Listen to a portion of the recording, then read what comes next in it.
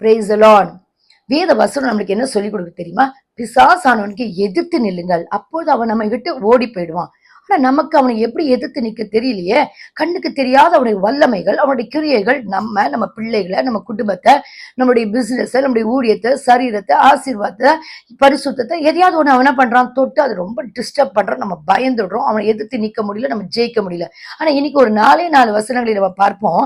1 mark 16:17 இயேசு கிறிஸ்து என்ற நாமம். 2வது வெளிப்படுத்தல் 12:11 இயேசு கிறிஸ்துனுடைய ரத்தம். 3வதாக எபேசியர் 6:17 அவருடைய வல்லமையான வார்த்தைகள். 4வதாக ஏசாயா 59:19 பரிசுத்த ஆவியானவருடைய துணை. இந்த 4 வசனத்தையும் வாசிச்சு பாருங்க. அந்த 4 ஆயுதங்களையும் தரித்து கொள்ளுங்க.